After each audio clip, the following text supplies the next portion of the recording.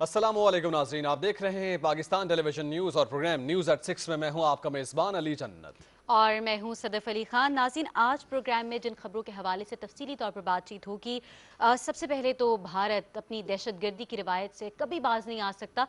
और आज जो है वो एक न्यूज़ कॉन्फ्रेंस हुई जिसके बारे में हम सब जानते हैं। डॉक्टर मुईद यूसुफ इसमें थे, चौधरी फवाद हुसैन थे, आईजी पंजाब इनाम गनी साहब थे इसके अंदर। और जो लुब्बे लुबाब है सारी बात का वो ये है कि लाहौर जौहर टाउन धमाके की तहकीकात से पता चला है कि वाकई में भारत जो है वो बराह रास्त मुलव्विस है। इस हवाले से खबर को आज प्रोग्राम का हिस्सा बनाएंगे और इसके साथ साथ नाज़रीन बात होगी कोरोना के हवाले से। कोरोना की अगर पाकिस्तान के हवाले से बात की जाए तो कोरोना के अंदर जो है वो थोड़ी कमी देखी जा रही है, कोरोना के केसेस के अंदर और शिद्दत में भी जो है वो कमी देखी जा रही है। जी हाँ, इसके अलावा भारतीय आर्मी चीफ की सियासी तकर्रुरी, इस हवाले से सियासी इख्तलाफात खुलकर सामने आ रहे हैं, इस पर हम बात करेंगे। और अफगानिस्तान की मौजूदा सूरत हाल पर भी हम डिटेल डिस्कशन करेंगे। और वहाँ पर गैर मुल्की अफवाज के इनखला के बाद अफगान सियासी क़यादत के लिए क्या मसाइल हैं, क्या चैलेंजेस दरपेश हैं, इस पर हम डिटेल डिस्कशन करेंगे। और इसके साथ साथ मारूफ लोक गुलकार अलन फ़कीर की आज 21वीं बरसी है, इस हवाले से हम उनकी फ़नी खिदमात और ज़िंदगी के हवाले से हम आज बात करेंगे, डिटेल डिस्कशन करेंगे प्रोग्राम में। यहाँ वक्त है एक ब्रेक का, हमारे साथ रहिएगा।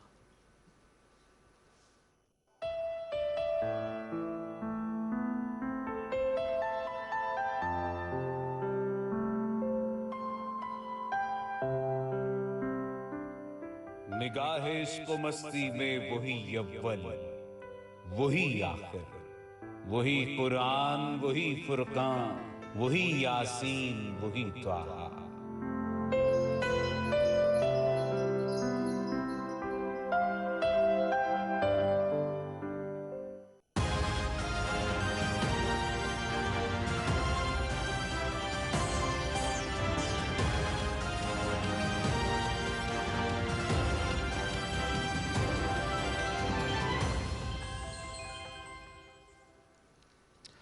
ब्रेक के बाद प्रोग्राम में एक बार फिर से आपको खुशामदीद कहेंगे। नाज़रीन, अब से कुछ देर पहले हम प्रेस कॉन्फ्रेंस की गई है, वफाकी वज़ीर इत्तलात व नशरियात चौधरी फवाद हुसैन के साथ मौजूद थे डॉक्टर मुईद यूसुफ जो कि हैं मुशीर कौम इस्लाम थी, और इसके साथ साथ आईजी पंजाब इनाम गनी इस न्यूज़ कॉन्फ्रेंस में मौजूद थे। और ये अहम प्रेस कॉन्फ्रेंस इसलिए है कि लाहौर जौहर टाउन धमाके के हवाले से जो अहम पेशरफ्त सामने आई है, तहकीकात से मालूम हुआ है कि वाकई में भारत बराह रास्त मुलव्विस है और धमाके के मास्टरमाइंड का ताल्लुक भी भारत से है। और मुशीर कौम इस्लाम थी डॉक्टर मुईद यूसुफ ने वज़ीर इत्तला चौधरी फवाद हुसैन और आईजी पंजाब के हमरा इस्लामाबाद में न्यूज़ कॉन्फ्रेंस की और ये बताया कि जौहर टाउन धमाके के दहशत गर्दों को तीसरे मुल्क के जरिए भारत से पैसे भिजवाए गए और इस हवाले से वाज़े सबूत भी पाकिस्तान को मिल चुके हैं, ऑडियो क्लिप्स भी सुनाए गए। और इस हवाले से बताया गया कि जो पेशरफ्त सामने आई है, वज़ीर इत्तला चौधरी फवाद हुसैन भी वहाँ पर मौजूद थे। उन्होंने कहा कि पाकिस्तान ने तवील अरसे तक दहशत गर्दी के खिलाफ जंग लड़ी है और पाकिस्तान में पेश आने वाले दहशत गर्दी के वाक़यात इनमें भारत मुलव्विस है। और इस हवाले से आईजी पंजाब इनाम गनी ने भी जो अहम पेशरफ्त सामने आई इस पर तबादला ख्याल किया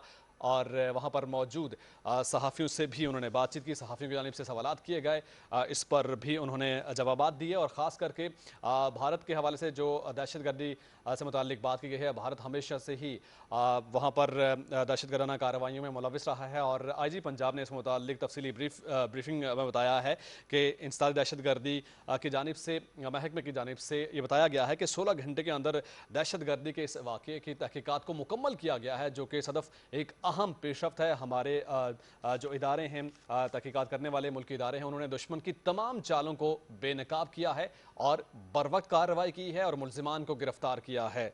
जी आसमा, बिल्कुल इसी तरह है। और नाज़रीन, आपको बताते चलें कि भारत ने हमेशा अपनी दहशतगर्दी की रवायत को बरकरार रखा है। पूरे खित्ते के अंदर अगर देखा जाए अली, तो भारत एक ऐसा मुल्क है कि जिसकी वजह से जो इर्द गिर्द के मुल्क हैं उन्हें हमेशा जो है मुश्किलात का सामना रहा है। और उसकी दहशतगर्दी की जो रवायत है उसकी वजह से बाकी भी बहुत सारे मुल्क इफेक्ट होते हैं, लेकिन पाकिस्तान हमेशा जो है वो भारत की हिट लिस्ट के ऊपर जैसे कह सकते हैं कि वो रहता है। और भारत जो है वो अपने अंदरूनी मामलात जो है उनको तो सॉर्ट आउट कर नहीं पाता बदकिस्मती से, लेकिन पाकिस्तान में इससे पहले भी बहुत दफ़ा इस तरह हुआ और पाकिस्तान ने जो है वो सबूत भी पेश किए। इससे पहले जो है वो बहुत सारे मामलात और भी हुए जिनके अंदर पाकिस्तान ने, आप कुलभूषण का मामला उठा के देख लें, आप इससे पहले जो है वो पिछला डोजियर हमारा देखें जो हमने पेश किया, और आज जो न्यूज़ कॉन्फ्रेंस है उसके अंदर बराह रास्त सबूत पेश किए गए। हवाओं के अंदर कोई बात नहीं, जितने सबूत थे वो पेश किए गए कि किस तरीके से जो है वो लाहौर के जौहर टाउन धमाके के अंदर भारत बराह रास्त तौर पर मुलव्वस है। और इसी हवाले से बात करने के लिए नाज़रीन हमारे साथ इस वक्त हमारे रिपोर्टर राना शहजाद मौजूद हैं। शहजाद, बताइएगा कि आज की जो प्रेस कॉन्फ्रेंस है इसके हवाले से ज़रा तफसील से हमारे नाज़रीन को बताइएगा कि आज किन किन जो है वो चीज़ों पे बात हुई है। आज जो है वो क्या बात हुई कि लाहौर जौहर टाउन धमाके की तहकीकात के हवाले से न्यूज़ कॉन्फ्रेंस थी, और इसमें जो है तफसीली तौर पे क्या क्या बातचीत हुई है वो प्लीज़ बताइएगा। जी बिल्कुल। आज जो लाहौर में 23 जून को जौहर टाउन ब्लॉक ई में जो धमाका हुआ था उसकी तहकीकात के हवाले से बड़ी अहम प्रेस कॉन्फ्रेंस हुई, जिसमें वफाकी वज़ीर इत्तलात व नशरियात चौधरी फवाद हुसैन, कौमी सलामती के मुशीर डॉक्टर मोईद यूसुफ और पंजाब पुलिस के IG इनाम गनी ने सहाफ़ियों को इस वाक़े की तहकीकात के हवाले से एक तफसीली ब्रीफिंग दी। और इस तफसीली ब्रीफिंग का जो आप समझ लें पंच लाइन था वो ये था कि इन तमाम तहकीकात का जो मरकजी नुक्ता है वो ये है कि भारतीय रियासत, भारत खुद नहीं, बतौर Bharat as a state Pakistan में दहशत गर्दी को स्पॉन्सर कर रहा है, और जिसके वाज़े सबूत इस प्रेस कॉन्फ्रेंस में सहाफ़ियों को दिए गए हैं, आलमी मीडिया को दिए गए हैं, ताकि आलमी ज़मीर को झंझोड़ा जा सके और पाकिस्तान पर ख़ास तौर पर जो फैटफ के अंदर भारत जो चाले चल रहा है पाकिस्तान को ब्लैक लिस्ट में डलवाने के हवाले से।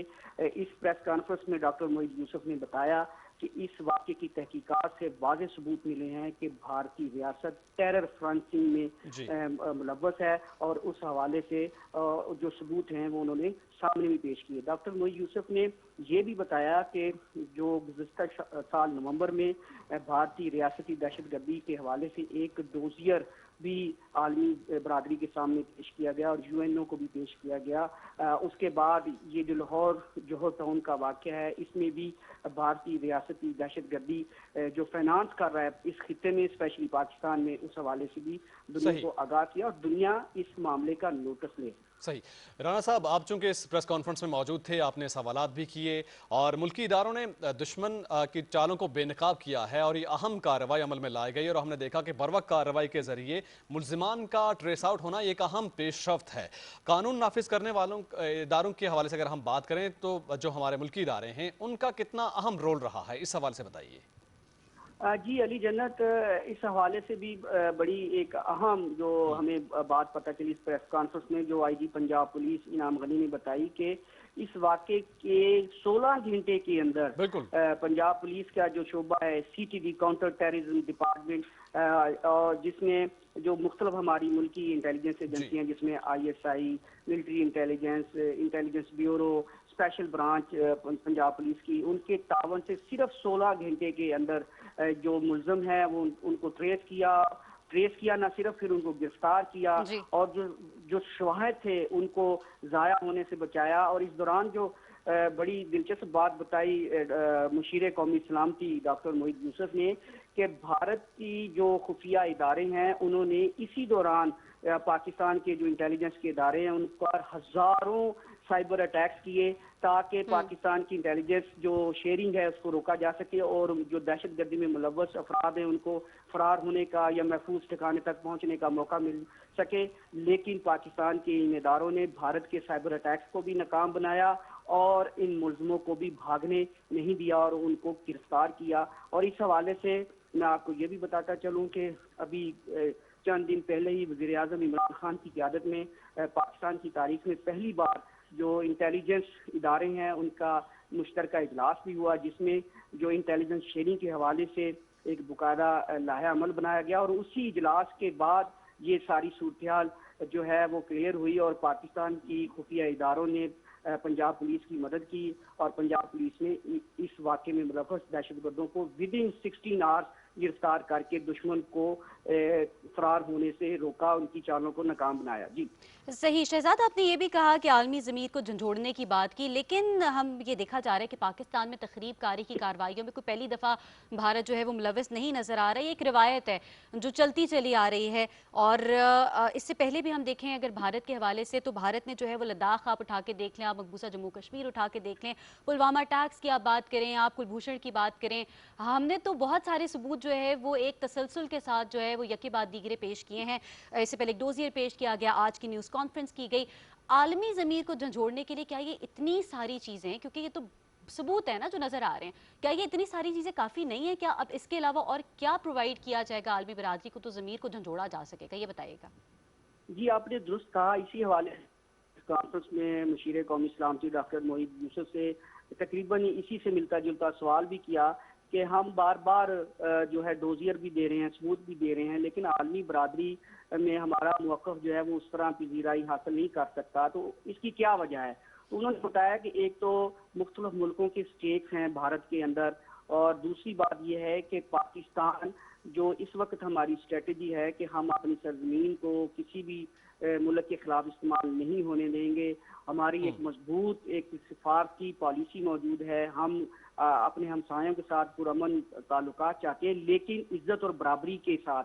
तो इस हवाले से ज़ाहिर है बहुत सारे ऐसे ममालिक हैं जो हमारे इस नए स्टांस को उनको बर्दाश्त नहीं हो रहा, लेकिन उन्होंने कहा कि इसके बावजूद वज़ीर-ए-आज़म इमरान खान की वाज़ेह हदायत है कि पाकिस्तान तमाम कानूनी तरीके अपनाकर भारतीय रियासती दहशतगर्दी के नेटवर्क्स को दुनिया के सामने लाता रहेगा। भारत का असल चेहरा हम दिखाते रहेंगे, दुनिया के ज़मीर को जगाते रहेंगे, ताकि भारत का जो असल चेहरा है, ख़ास तौर पर जो उनका हिंदुत्वा का, मोदीइज़्म का, नाजीइज़्म का जो उन्होंने इस वक्त लिबादा उड़ा हुआ है, मकबूजा जम्मू कश्मीर में जो जुल्म सितम कर रहे हैं, और इवन भारत के अंदर जो अक़लियतें हैं, मुसलमान हैं, सिख हैं, दलित हैं, तो ये हम पाकिस्तान अपनी कानूनी और आईनी जिम्मेदारी पूरी करते हुए भारत के खिलाफ आवाज उठाता रहेगा, सबूत देता रहेगा। और हम ये ब्लेम गेम नहीं कर रहे, हम दुनिया को सबूत दे रहे हैं, उनके बैंक अकाउंट्स बता रहे हैं कि इस बैंक से इस बैंक इमरान साहब, में ये इसी तनाजुर में मैं जानना भी की चाहता हूं कि जैसा कि सवालात भी किए गए प्रेस कॉन्फ्रेंस में, और अगर हम बात करें भारतीय आर्मी चीफ की सियासी तकर्रुरी, और अब भारतीय मीडिया में भी वो तजादात खुलकर सामने आ रहे हैं, और दूसरी जानिब जैसा कि आपने जिक्र किया मकबूजा वादी में ड्रोन अटैक का जो ड्रामा रचाया गया उसके भी सियासी मकासद हैं।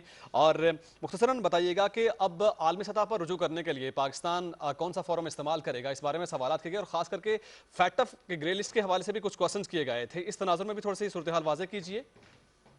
जी अली जन्नत, ये आपने बड़ा अच्छा ही सवाल किया कि जो भारतीय मिलिट्री इस्टेब्लिशमेंट है उसके खिलाफात अब दुनिया के सामने आना शुरू हो गए हैं। भारतीय वज़ीर-ए-आज़म नरेंद्र मोदी ने जो उनके एक्स आर्मी चीफ थे जनरल बिपिन रावत, उनको chief of general staff, chief of defence staff लगाया, तो उन्होंने बयान दिया ये ड्रोन अटैक के हवाले से कि जी ये जो भारतीय एयरफोर्स है इसको रोकने में नाकाम रही। तो भारतीय एयरफोर्स के सरबराह ने अपने ही सीनियर मिलिट्री ऑफिशियल को मीडिया पर आके ललकारा। उन्होंने कहा कि जनरल बिपिन रावत जो हैं वो गलत बयानी कर रहे हैं, ये नाकामी एयरफोर्स की नहीं है, ये हमारे जो मिलिट्री अदारे हैं, इंटेलिजेंस अदारे, उनकी नाकामी है। और इसी हवाले से जब कौमी सलामती के मुशीर डॉक्टर मोईद यूसुफ से सवाल किया गया तो उन्होंने भी कहा कि ये किस तरह का ड्रोन है जिससे कोई हम ड्रोन अटैक है जिससे कोई नुकसान नहीं हुआ, और ये ड्रोन अटैक जो आए कहाँ से, किसने भेजे, भारत ने आज तक ये किसी को नहीं बताया। तो भारत मकबूजा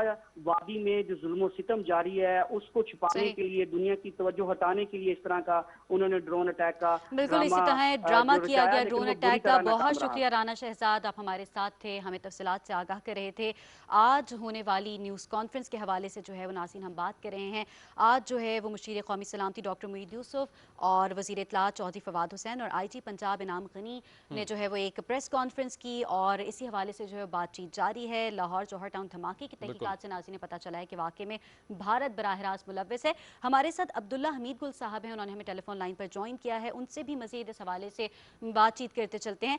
सर, एक तरफ अगर हम पाकिस्तान की बात करें तो पाकिस्तान जो है वो खित्ते के अंदर अमन की कोशिश जो है वो हर सतह पर जारी रखने की कोशिश करता है। चाइना के साथ हमारे ताल्लुकात अच्छे हैं। अफगानिस्तान की अगर बात करें तो अफगान अमन अमल के हवाले से हम बात करते हैं। इंडिया के हवाले से अगर बात करें, वहाँ पर अगर कोरोना के हिसाब से अगर देखा जाए कि वहाँ पर हालात ख़राब हो जाते हैं, तो पाकिस्तान के जो वज़ीर ख़ारिजा हैं शाह महमूद कुरैशी साहब, वो कहते हैं कि जी हम आपकी मदद करने को तैयार हैं। लेकिन अगर भारत की बात की जाए तो भारत हमेशा हमारी पीठ में जो है वो छुरा घोंपने की कोशिश करता है। क्या कहेंगे इस हवाले से आप? सदर साहिबा अस्सलाम वालेकुम, बहुत शुक्रिया आपका, और बड़ा आपका पर्टिकुलर क्वेश्चन है। देखें, जहाँ तक पाकिस्तान के हवाले से और अमन की कोशिशों के हवाले से ताल्लुक है, मैं ये समझता हूँ कि अगर पाकिस्तान अमन ना चाहता तो क्या टैपी गैस का मंसूबा भारत के साथ कोई कर सकता था? माइकल लाल, क्या अगर पाकिस्तान अमन ना चाहता तो क्या कोई किसी में इतनी हिम्मत थी कि वो कैजा 1000 जो है वो साइन करता, जो पाकिस्तान से बिजली जाती और वो भारत को मिलती? और इसी तरीके से पाकिस्तान के साथ जो ट्रांजिट ट्रेड जो उनका अफगानिस्तान के जरिए जो चल रहा है, जिसके अंदर इंडिया का जो है वो माल भी जाता है, तो क्या पाकिस्तान के अमन की इस ख्वाहिश को जो है हमने किस तरफ ले लिया?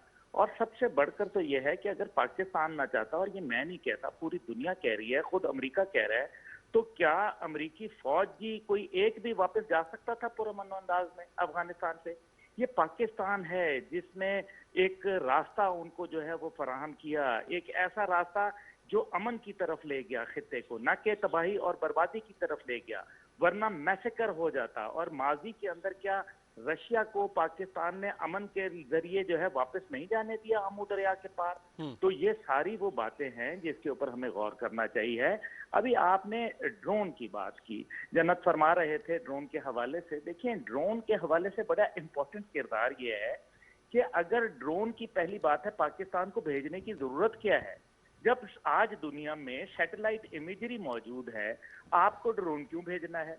दूसरी बात यह है कि पाकिस्तान के पास ड्रोन की बहुत सुपीरियर एडवांस्ड जो टेक्नोलॉजी है वो मौजूद है, जो कि अल्हम्दुलिल्लाह न सिर्फ पाकिस्तान में इस्तेमाल हो रहे हैं बल्कि दुनिया के दीगर ममालिक जो है वो डिफेंस एक्सपो में इसके ऊपर इजहार कर चुके हैं, उसको खरीदने के अंदर जो है वो अपनी रजामंदी जाहिर कर चुके हैं। तो हमें तो ऐसे कोई ड्रोन की जरूरत नहीं है। तीसरी बात जो इसके अंदर बड़ी अहमियत की हामिल है वो है जो आपस की उनकी एक जो स्किर्मिशेस जिसको आप कहें कि उनकी आपस के जो उलझाव है, जो कि जो सीडीएस के कमांड है जनरल बिपिन रावत के पास, जो कि पहले आर्मी चीफ रहे, उनकी एक आर्मी के जमाने से एक चपकलिश चल रही थी जो कि एयरफोर्स के जो अब चीफ हैं। देखिए, पाकिस्तान की फौज और पाकिस्तान की एयरफोर्स में बहुत बड़ा फर्क है, क्योंकि एयरफोर्स जो है निस्बतन छोटी फोर्स है, लेकिन भारत के अंदर एयरफोर्स एक काफी बड़ी ताकत है। अब जनरल बिपिन रावत और एक दूसरे को, जिसको कहते हैं कि ब्लेम गेम, अब इसके ऊपर डाल दो, अब उसके ऊपर डाल दो। पहली बात यह है कि पाकिस्तान ने अगर ड्रोन भेजे तो यकीनन फिर उनके पास तो सैटेलाइट के जरिए ये भी इमेज मौजूद होगा कि वो पाकिस्तानी सरहद से आ रहे, तो फिर क्यों नहीं वो बजाय इसके कि वो पाकिस्तान को मोरत इल्जाम ठहराएं, वो इंटरनेशनल अदालत का रुख क्यों नहीं कर लेते? दूसरी बात जो इसके अंदर अहम है वो हमें ये भी गौर करना चाहिए कि उसके मकासद क्या हैं। क्या उसके मकासद जो है वो हमने इमेजरी हासिल करनी है? तो पूरा कश्मीर पूरी दुनिया जानती है और खुद भारत इस बात का वावेला कर चुका, कई दफा इस बात को तस्लीम कर चुका कि पूरा कश्मीर का बच्चा बच्चा जो है वो पाकिस्तान के साथ खड़ा है। तो हमें जब ग्राउंड सपोर्ट मिल रही है, हमें एरियल सपोर्ट लेने की क्या जरूरत है? भारत बेचारा, कोई मेरे ख्याल में उनके साथ इजहार हमदर्दी भी करनी चाहिए। अगर कोई इंसान अपनी अक्ल दानिश बिल्कुल ही खत्म कर जाए तो इसी किस्म के बौखलाहट के अंदर वो ओछे बयानात देता है। इससे पहले वो, आपको याद है कि वो एक हमारे ऊपर स्ट्राइक का बहाना कर चुके, जिसको उन्होंने कहा कि जी हमने पाकिस्तान के ऊपर एक शब खून मार दिया, हमने पाकिस्तान के अंदर जो है वो कर लिया। 27 फरवरी को भूल क्यों जाते हैं? क्या वजह है? क्या इतनी याददाश्त कमजोर हो गई? क्या चाय में वो अभी कड़कपन खत्म हो गया जो उनको अभी याद नहीं है? देखिए, सीधी सी बात है, भारत जो है उसका जो माई बाप था अमेरिका, वो अफगानिस्तान में एक रुस्वा होने के बाद वहां से अब हाथ बांध के निकल पड़ा। अब भारत यह है कि किसी सूरत ये चाहता है कि अमेरिका के जाते हुए इस मामले को, कश्मीर के मामले को कहीं ऐसे नहज पे लाके खड़ा कर दिया जाए जिससे उनकी जान भी छूट जाए और वो ब्लेम भी पाकिस्तान पे आ जाए। अब ये मुमकिन नहीं होगा। पाकिस्तान का इंटरनेशनली केस बहुत मजबूत है। 2 दफा यूनाइटेड नेशन की करारदादें इसके ऊपर खुद नेहरू साहब जाके जो है वो उसमें जमा करा चुके और दुनिया के 23 रेजोल्यूशन इसके ऊपर मौजूद हैं। ये एक बैनुल अब्दुल्ला साहब, बिल्कुल आप सही कह रहे हैं। ये भारत के अंदरूनी जो मामलात और मसाइल हैं उनका आपने अहाता किया। अगर हम बात करें बाकी पड़ोसी ममालिक की, तो तकरीबन तमाम ही पड़ोसी ममालिक भारत से तंग हैं, परेशान हैं। सिर्फ पाकिस्तान और चाइना की हम बात नहीं करेंगे बल्कि तमाम ममालिक को मसाइल का सामना है। क्या ये तमाम ममालिक पाकिस्तान के साथ मिलकर किसी एक फोरम पर एक लाएहमल नहीं बना सकते ताकि भारत की जो दहशतगर्दाना कार्रवाइयां हैं उनको पूरी दुनिया में बेनकाब किया जा सके? आप समझते हैं कि जो बाकी ममालिक हैं उनके लिए क्या मसाइल हैं, क्या चैलेंजेस हैं, उनकी क्या मजबूरियां हो सकती हैं? रैना साहब, माजी के अंदर अगर तारीख के पन्नों को फिरोला जाए तो आपको ये देखना पड़ेगा कि क्या वजूहात थी कि जब लीग्स ऑफ द नेशंस जो थी वो अख्ताम पजीर हो गई। इसलिए क्योंकि दूसरी जंग अजीम नहीं रुकवा पाई, और आज जो है यूनाइटेड नेशन ये किरदार नहीं अदा कर पा रही। पिछले 70 सालों से यूनाइटेड नेशन जो है वो 0/0 का किरदार है मुसलमान ममालिक के। अब चाइना के हवाले से देख लें, जो भारत की दहशतगर्दी अभी जो उन्होंने वहां की है और उसके बाद पिट के आए बुरी तरीके से, वहां पूरे भारत में जिल्लत हो गई, उनकी पूरी दुनिया में जग हसाई हुई। अब रॉ की जो बदनाम जमाना दहशतगर्द तंजीम रॉ है, उसने बकायदा जो उनकी रॉयल फैमिली थी नेपाल की, उसको कत्ल करवा दिया। ये बात भी सब लोगों के सामने खुल के आ गई। जो बांग्लादेश के साथ मामलात थे उसके अंदर भी खुल के बात सामने आ गई। इसी तरह से श्रीलंका में रॉ का जो किरदार रहा वो भी किसी से जो है वो ढका छुपा नहीं है। और फिर भूटान के साथ जो वो काम करते रहे, यानी कि भारत एक ऐसा जो है वो नासूर बन गया है इस खित्ते के लिए, जो पाकिस्तान जैसे पुरअमन मुल्क को जो है वो मजबूर कर रहा है कि वो बढ़कर कोई ऐसा हमला करे या बढ़कर कोई ऐसा वार करे जिसको वो दुनिया में ढंडोरा पीट सके। भारत को क्या दुश्मनी है, किस मुल्क से जो है वो उनको खतरा है? आप देखें कि दुनिया के अंदर सबसे बड़ा असले का खरीदार बन गया भारत। क्यों बन गया? आए दिन जो है वो उनकी आबदोज, अगर वहां खुद ब खुद पहली आबदोज जिसकी इनॉग्रेशन वो करते हैं, ढकना खुला रहने से जो है वो उसकी वहीं जिसके ऊपर जहां वो उसकी इनॉग्रेशन होती है वहीं वो डूब जाती है। बिल्कुल इसी तरह है, भारत हमेशा से जो है वो दहशतगर्दी की कार्रवाइयों में मुलव्वस रहा है। सर, अफगान निजात दहशतगर्द ईद गुल भी इस लाहौर जौहर टाउन धमाके के अंदर मुलव्वस निकला है। पाकिस्तान की अगर बात की जाए तो एब्सोल्युटली नॉट का बयान सामने आता है हमारे वजीर आज़म की तरफ से। जब हमें हमारी तरफ से जो है अड्डे देने की बात होती है तो ये बयान सामने आता है। लेकिन अगर अफगानिस्तान की तरफ से देखा जाए, ये पहली बार नहीं है कि अफगानी शहरी कोई मुलव्वस है किसी चीज़ के अंदर, या अफगान सरजमीन का जो है वो इस्तेमाल किया गया पाकिस्तान के अंदर किसी भी तखरीबकारी की कार्रवाई के अंदर। इस हवाले से भी बताते चलेगा, क्योंकि हम जो है वो दोस्ती का हाथ बढ़ाते हैं और हमारे हाथ को जो है वो फिर इस तरीके से जो है वो हमें इसका जवाब दिया जाता है। क्या कहेंगे इस हवाले से आप? सदफ, ये बहुत अहमियत का हामिल क्वेश्चन है। इसके अंदर हमें ये गौर करना है कि वो कौन से अनासिर हैं जो पाकिस्तान और अफगानिस्तान के दरमियान में से का कांटा बोलना चाहते हैं। अफगानिस्तान के अंदर तो एक वक्त था कि चतोरखम के बॉर्डर के ऊपर रोटी लगती थी और वो जाके जलालाबाद में फरोख्त होती थी। गंदम हमारे मुल्क से जाती है, तमाम का कारोबार जो है अफगान ट्रांजिट ट्रेड यहाँ पे है, और तकरीबन जो है एक वक्त में 4 मिलियन तक जो रेफ्यूजीज थे वो पाकिस्तान के अंदर मौजूद थे, और अभी भी एक बहुत बड़ी तादाद, कसीर तादाद मौजूद है। लेकिन अफगान रेफ्यूजीज की तरफ से कभी कोई ऐसा कोई वारदात नहीं अमल आई जिसका खुद डॉक्टर मुईद यूसुफ साहब ने बड़ा वाज़े आज की प्रेस कॉन्फ्रेंस में बताया। जब जावेद शहजाद साहब ने उनसे सवाल किया तो उसके जवाब में उन्होंने ये अपना राय पेश की। अब मसला ये है कि जाहिर है दुश्मन जो है वो वहां बैठ के क्या कर रहा है। भारत जो है वो 5 कौंसल खाने अफगानिस्तान में बना के बैठा है, और मुझे बहुत अच्छी तरीके से इल्म है कि वहां ब्रिगेडियर सर्विंग ऑफिसर जो हैं वो उन कौंसल खाने को चला रहे हैं। वो वहां खुफिया तौर पे फंडिंग करते हैं, लोगों को पैसा देते हैं, और वहां जो दहशतगर्द हैं, और खुद जनरल मार्क मिली ने अभी ये बयान दिया कि 18,000 वो लोग हैं जो अफगानिस्तान की सरजमीन पे माजी में कुछ अजीब व गरीब हरकतें करते रहे और वो इंडिया को और अमेरिका को सर्व करते रहे, उन लोगों को जो है इमिग्रेशन दी जाए। वो क्यों इमिग्रेशन देना चाह रहे हैं एक ऐसे वक्त में जबकि अमेरिका का तो वीजा लेना भी नामुमकिन है? तो मार्क मिली की तरफ से ये बयान आना बड़ा मेरे ख्याल में एक अहम वक्त है। बिल्कुल, बहुत अहम पहलू है ये। बहुत शुक्रिया, आप हमारे साथ थे। अब्दुल्ला हमीद गुल साहब हमारे साथ मौजूद थे, तज्जियाकार हैं आप। बहुत बहुत शुक्रिया, आपने पीटीवी न्यूज़ को अपना वक्त दिया।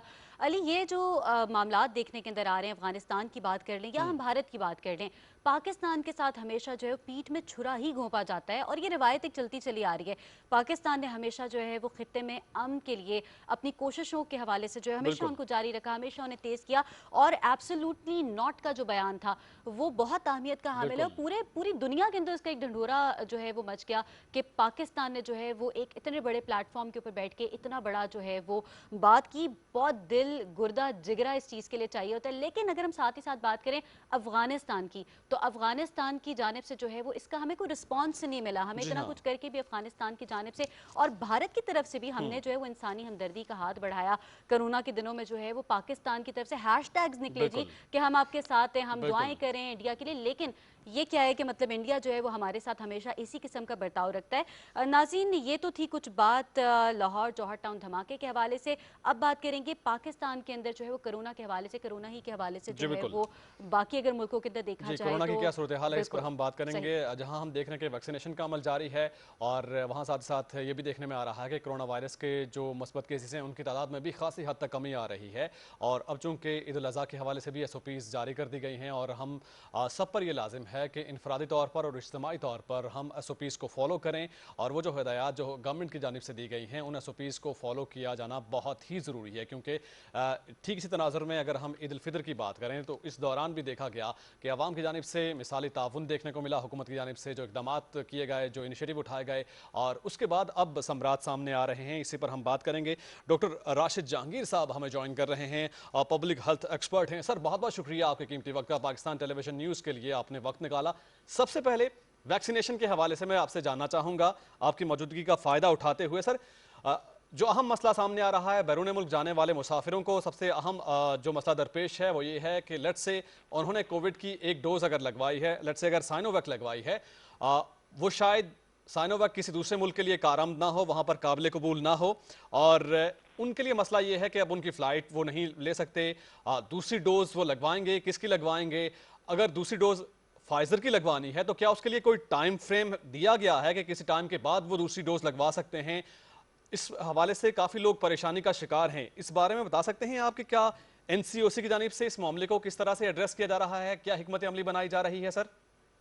जी, बिस्मिल्लाहिर्रहमानिर्रहीम। इस वक्त जो एक्सेप्टेड वैक्सीन हैं जी इंटरनेशनल लेवल पे, जो स्टैंडर्डाइज्ड जो एजेंसीज हैं उन्होंने जो एक्सेप्ट की हैं वो 4 ही हैं जी। और ओवरऑल जो WHO रिकमेंडेड है वो 17 के करीब कोई वैक्सीन हैं।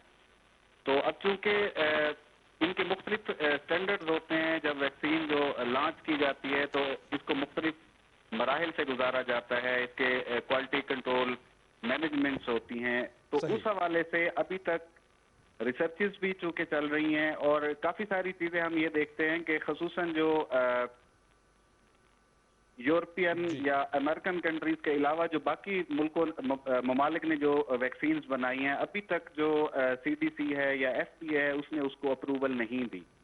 तो इसमें काफ़ी सारी हैं जी मुश्किलात भी हैं, काफ़ी सारे जो है इसमें मसाइल हैं, डिस्कशन इस हवाले से चल रही हैं, नो डाउट। अब आके जो है एस्ट्राजेनेका जो कि एक चाइनीज वैक्सीन है उसको रिकमेंड किया गया है। जहाँ तक एक डोज अगर आप साइनोवैक की लगवाते हैं और दूसरी डोज आप एस्ट्राजेनेका की लगवाते हैं, तो इस हवाले से भी जो अभी चल रही है रिसर्चेज अभी ऑन गोइंग हैं। हम कंफर्म अभी इस हवाले से नहीं कह सकते कि अगर सेकंड डोज आप किसी और वैक्सीन की लगवाते हैं तो उससे जो है वो असरात मुख्तलिफ होंगे। सही। तो अभी काफ़ी सारी चीज़ें जो हैं वो अंडर डिस्कशन भी हैं और इंटरनेशनल लेवल पे इन चीज़ों को डिस्कस किया जा रहा है जी। बिल्कुल सही कहा राशिद साहब। माहिर सेहत जो है वो ये कह रहे हैं कि जुलाई के अंदर चौथी लहर की भी कुछ पेशगोई के हवाले से बातचीत चल रही है। अब हमने ये देखा है कि हर जो लहर आई है कोरोना की वो अपनी पिछली लहर से ज़्यादा शिद्दत के साथ आई है। चौथी लहर के हवाले से क्या कहेंगे कि किस तरह से हम अपने आप को तैयार कर सकते हैं? क्योंकि ये भी एक चीज़ है कि अगर एक हमने जो है वो ट्रेड की उसके वैक्सीनेशन करवा लिए तो देखने में आ रहा है कि मतलब उसका कोई और अगर जो है वो किस्म सामने आती है तो उसके ऊपर समटाइम्स जो वैक्सीनेशन है वो भी असरअंदाज नहीं हो पा रही है। तो इस हवाले से आप क्या कहेंगे कि हम कैसे अपने आप को जो है वो प्रिपेयर कर सकते हैं चौथी लहर के आने के लिए? अच्छा, जो वायरस के अंदर वेरिएशन है या जो इस वक्त कोरोना वेरिएंट है जी, उसका जो ताल्लुक है वो म्यूटेशन से है। और जो म्यूटेशन इसमें आती है वो हमेशा स्पाइक्स के अंदर, जो इसकी स्पाइक्स अक्सर अगर हम इसका स्ट्रक्चर देखें तो इसकी जो स्पाइक्स के अंदर म्यूटेशन आती है और उस म्यूटेशन की बुनियाद पे इस वक्त 6 अक़साम हैं, 6 टाइप्स हैं कोविड-19 की भी। अच्छा, इन अगर हम 6 अकसाम को हम सामने रखें तो इसमें जब भी वेरिएशन आई है अगेन कि इसके ऊपर अभी तक रिसर्च जारी है कि जो हमने पिछली वेरिएंट के अगेंस्ट जो वैक्सीन बनाई है, क्या आया वो अपकमिंग जो वेरिएंट है उसके अगेंस्ट भी वो उसी तरह सक्सेसफुल है या नहीं, ये क्वेश्चनेबल है। अलबत्ता अभी तक कोई इस तरह का हमारे पास जो है नोटिफाई कोई इस तरह का केस नहीं है कि जिन्होंने पिछले वेरिएंट के अगेंस्ट वैक्सीन करवाई, अच्छा ठीक है, वो अगले वेरिएंट पे वो हो वैक्सीनेशन का जहां अमल जारी है और इस हवाले से मजीद जी बिल्कुल तहकीकात भी जारी हैं। डॉक्टर राशिद जहांगीर साहब, बहुत शुक्रिया आपके कीमती वक्त का। पाकिस्तान टेलीविजन न्यूज़ को आप वक्त दे रहे थे और वैक्सीनेशन के इस अमल के हवाले से वो बात कर रहे थे, जहां हम देख रहे हैं कि वैक्सीनेशन का अमल है जारी है और लोग अपने आप को रजिस्टर करा रहे हैं, वैक्सीनेशन खुद को वैक्सीनेट करा रहे हैं। वहाँ साथ ही साथ SOPs पर भी अमल दरामद किया जा रहा है ताकि इस वबा से छुटकारा मुमकिन हो सके। बिल्कुल इसी तरह है नाज़रीन, और यहाँ पे आपको बताते चलें कि दाऊद हमने आगे किस हवाले से बात हमारे प्रोग्राम का वक्त भी ख़त्म हुआ चाहता है और हम इजाज़त चाहेंगे आपसे। हमारे प्रोग्राम का वक्त ख़त्म हुआ चाहता है। अली जन्नत और सदफ अली खान को इजाज़त दीजिए। नाज़रीन देखते रहिए PTV न्यूज़।